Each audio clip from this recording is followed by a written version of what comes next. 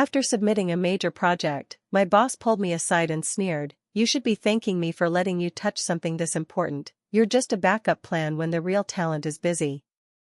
I nodded politely, said nothing, and presented a portfolio at the investors' meeting that earned me a private job offer, leaving him groveling to save his crumbling team alone. I never thought I'd be the kind of person to write something like this. But after what happened at my last job, I need to get this out. Maybe someone will learn from it. Maybe someone just needs to know they're not crazy when their hard work is ignored. For the past 5 years, I worked at a mid-sized tech company in Cincinnati, Ohio. I'm not gonna name them, but if you've ever had to deal with inventory systems or warehouse logistics, there's a good chance you've used something we built. I was a product developer.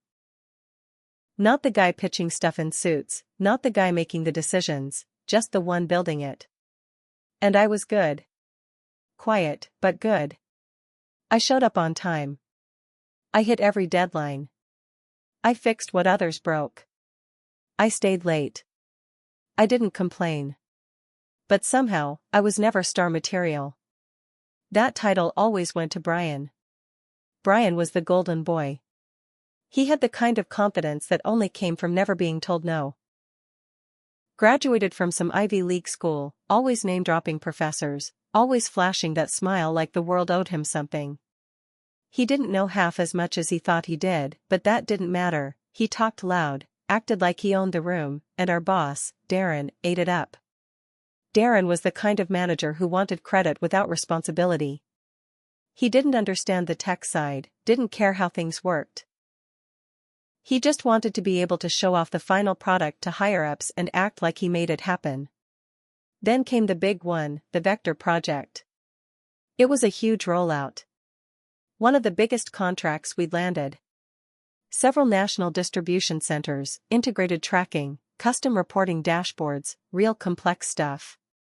Everyone was on edge about it because the CEO had lined up some serious investors to possibly fund our future growth depending on how this rollout went.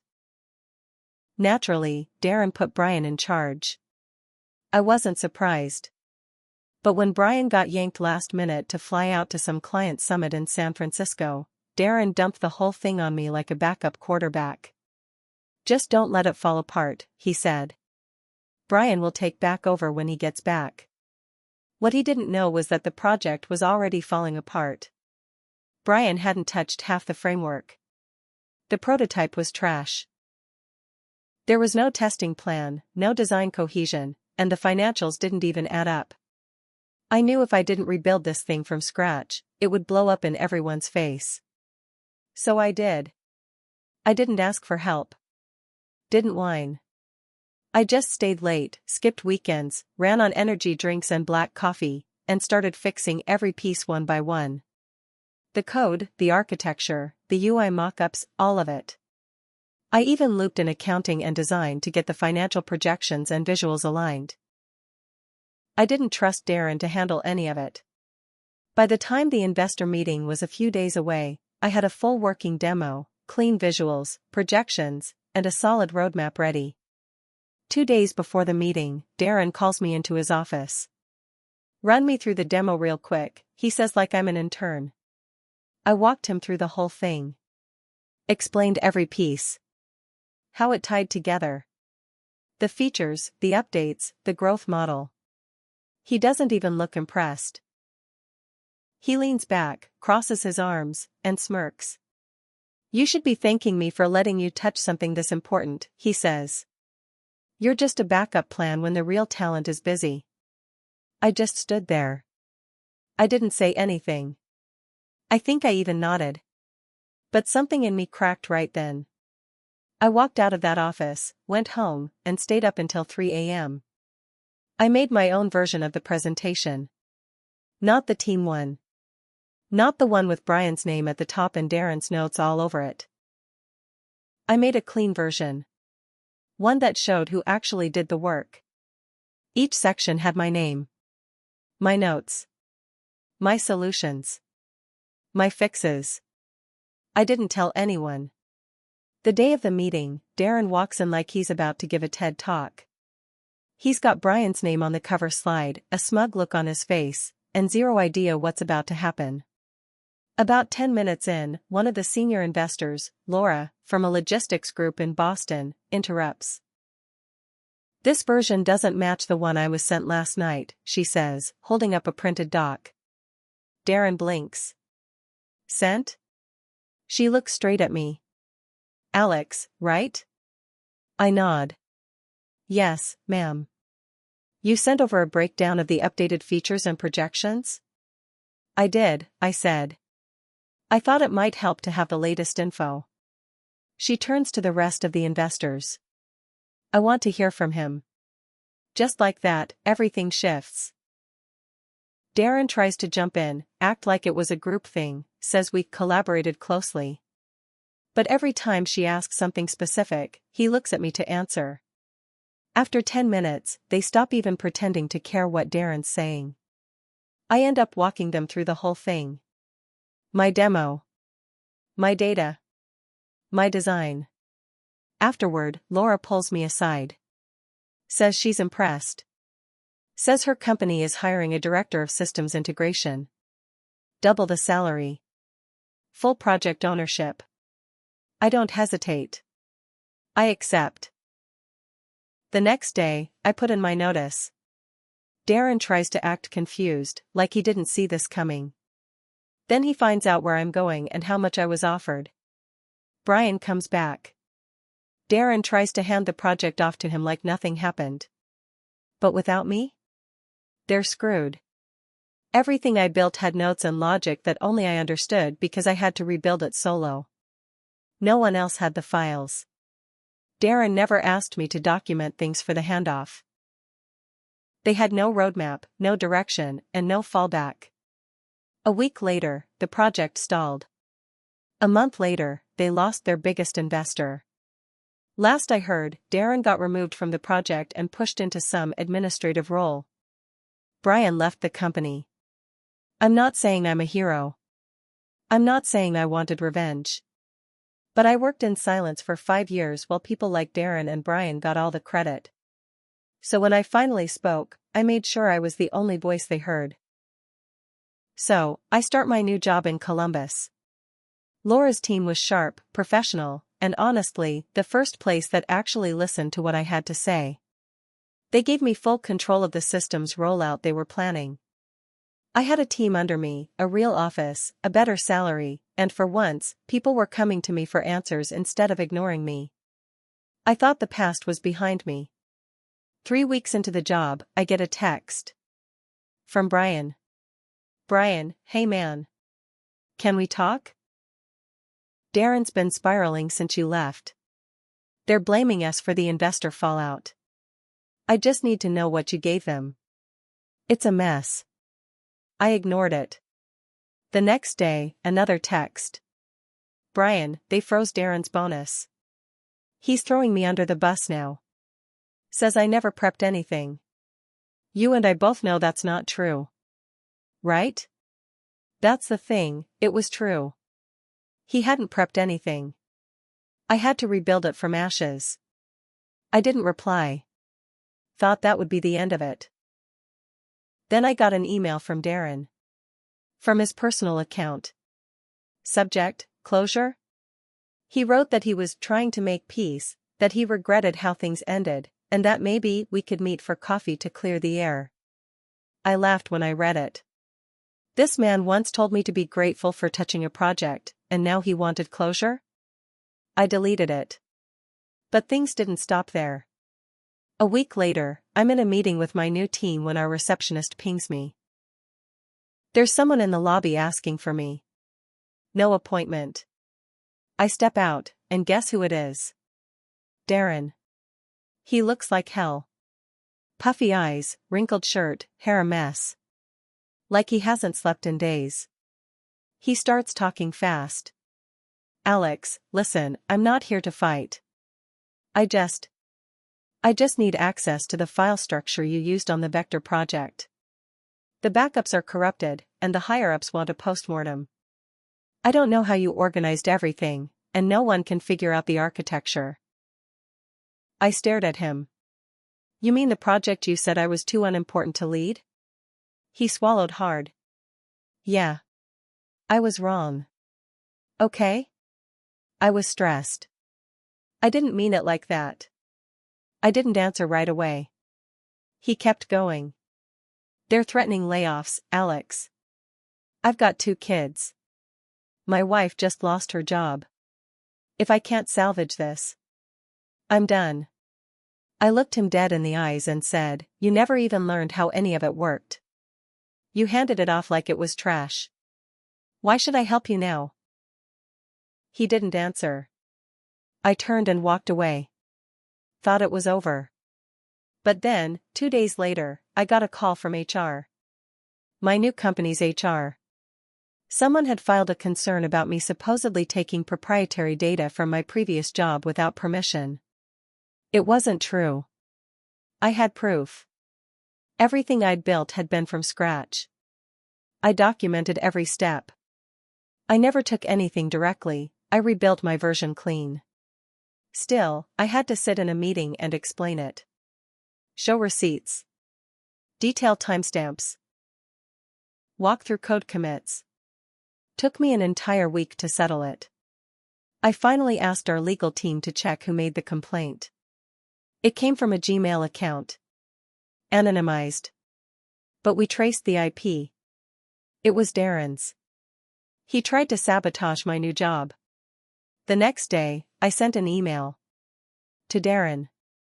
Short. Simple. Don't ever contact me again. And if you file another false report, I'll see you in court. No reply. But it didn't stop the fallout.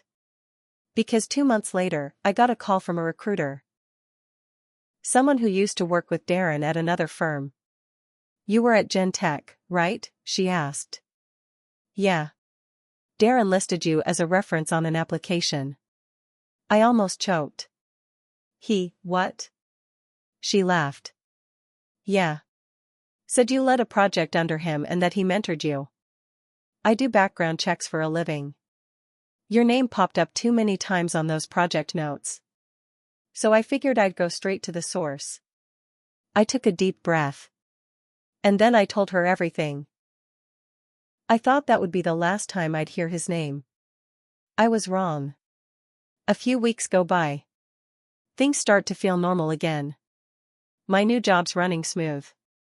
I'm leading a rollout for a major client in Indiana, and for the first time in my career, people treat me like my work matters. Then I get a call. Blocked number. I don't answer. They leave a voicemail. It's short. Just breathing and a low voice muttering, "You think this is over?" I delete it. Next day, I get another one. Same thing. No caller ID, just a whisper and some breathing. This time I save it. I tell my boss and forward everything to our legal team, just to cover myself. They take it seriously. Our IT department flags my work accounts for extra monitoring. I start locking down my personal stuff. Change passwords. MFA on everything. 3 days later, my LinkedIn gets hacked. Profile photo replaced with something vulgar. Bio changed to say I steal code and betray leadership. It's only up for 10 minutes before I get it taken down, but 10 minutes is enough for screenshots. And wouldn't you know it, one of my old coworkers from Cincinnati sends me a message that same day. "Hey, did you actually post that stuff or is someone trying to screw with you? Because Darren's been walking around the office telling people you got exposed. So now he's spreading lies about me, even after I've been gone for months." I'm pissed, but I stay quiet. I talk to my lawyer and file a cease and desist. We send it directly to his home address. Certified mail. No reply. But a week later, someone tries to log into my personal email from a location in Kentucky. Guess where Darren's from? Lexington. This guy is desperate. I tighten everything up. Lock down all access. Set up alerts. It's like living under a microscope. Then one day, I get a surprise visitor at the office. Not Darren, someone else. Her name's Ellie.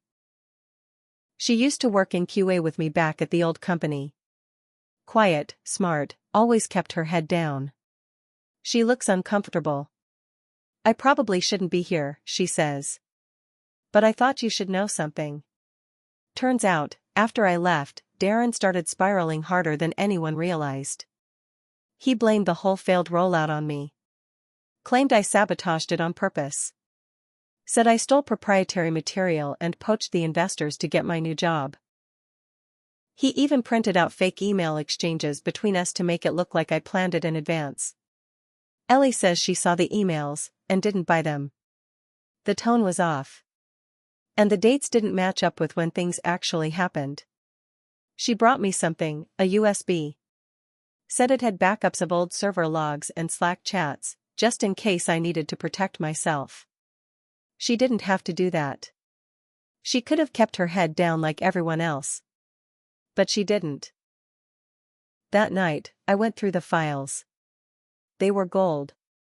They showed exactly how much of the project I handled, with date stamps. They showed Darren mocking me in private chats. There was even one where he bragged to someone about taking credit for a backup's work and saying, "He's too quiet to fight back anyway." And then, the twist that made my blood boil, there was a message Darren sent to Brian a week before the investors' meeting. If this goes sideways, we pin it all on Alex. I already have a draft of the report ready. He planned to throw me under the bus before anything even went wrong. That's when I stopped playing defense. It was time to take everything he did, the sabotage, the lies, the harassment, and turn it back on him. But I knew I couldn't do it halfway. If I was going to bring him down, I had to do it in a way that stuck. That's when I reached out to Laura, the investor who offered me my current job. I asked her for 10 minutes. She gave me 30. And when I told her everything, with proof, her face went stone cold. Because there was something Darren didn't know. Laura's firm? They'd been thinking of investing in his company again, quietly, under a different department. And now? Now they had a reason to investigate everything. And I had just handed them the match. Laura didn't say much during the call. Just asked questions. Calm, direct. She took notes. Asked for copies of the logs Ellie gave me, and the Slack screenshots. I sent everything over within the hour. 3 days later, she called again. Just so you know, she said, we're pulling our review of Darren's company. Permanently. I thought that was it. It wasn't. 2 weeks go by. I'm focused on the new rollout at work, trying to move on. Then Ellie messages me again. This time she's not calm, she's freaking out. She tells me the higher-ups at our old company just got hit with a surprise audit. Not a small one, a full internal review ordered by the board. Turns out, Laura didn't just back off, she passed the files to someone big. Bigger than I expected. Ellie said they brought in outside investigators. Real suits. One of them had been a forensic tech expert from a federal agency. They were going through servers, messages, old email backups. Quiet, serious, thorough. Darren didn't even show up to work for 3 days. When he finally did, he looked like a ghost. Word spread fast. He was being accused of falsifying reports, manipulating project outcomes, and misusing company resources. Then came the news about Brian. Apparently, during the investigation, they found that Brian had been logging time for projects he never worked on. Dozens of billable hours he'd marked under my name. Hours I had actually worked. Fraud. Pure and simple. A week later, both Darren and Brian were fired. Not just let go, terminated with cause. No severance. No recommendation. Their emails were shut off, badges deactivated. Security walked them out of the building in front of the entire team. Ellie said Darren didn't even fight it. He just kept muttering, it wasn't supposed to go like this. But that wasn't the end. Because once the termination was official, the company's legal team released an internal report, and HR was required to notify local authorities. Turns out, falsifying timesheets and manipulating investor materials crosses into criminal territory. An investigation was launched. Brian ended up getting hit with a charge, wire fraud. The timecard fraud alone was enough. I heard he took a plea deal. Probation, fines, and banned from working in tech for 5 years. Darren's case was worse. There were emails of him planning to lie to investors. There was proof he forged documents. And when investigators dug deeper, they found he'd done this before at another company out of Lexington. That company had settled quietly. And that's how he ended up at ours. Now he was looking at civil charges and a full industry blacklist. And here's the final twist. That fake complaint Darren sent to my new company, the one he tried to use to get me fired? It triggered a defamation suit. Our legal team filed on my behalf. I didn't even have to lift a finger. They were furious he tried to touch one of their people. When the court date came, Darren didn't even show. His lawyer showed up alone, tried to offer a weak settlement. We refused. The judge ruled in our favor. Darren was ordered to pay damages, legal fees, and issue a written apology, not just to me, but to my company. That apology was printed, signed, and now sits in a frame in my office. It says, I knowingly made false claims against Alex G. in an attempt to harm his career. My actions were wrong, and I accept full responsibility. But I wasn't done yet. A few months later, I got an invitation to speak at a logistics tech conference in Chicago. The topic? How to lead under pressure. I laughed when I saw it. But I went. I gave a talk about honesty, ownership, and what happens when the quiet ones are underestimated. I didn't name names, but anyone paying attention knew the story behind it. After the talk, a young guy came up to me. Looked nervous. Said, I've been doing all the work at my company while someone else gets credit. Your story, it made me feel less crazy. I told him, don't let it break you. Just be ready. When your moment comes, take it. As for me? I still live in Columbus. Still at the same job. Still working quietly, but not silently. Because I learned something, it's one thing to be overlooked. It's another to be underestimated. But when someone mistakes your silence for weakness, that's when they make their biggest mistake. And Aaron? He taught me that lesson better than anyone. He also taught me what real karma looks like, cold, clear, and delivered with a court order.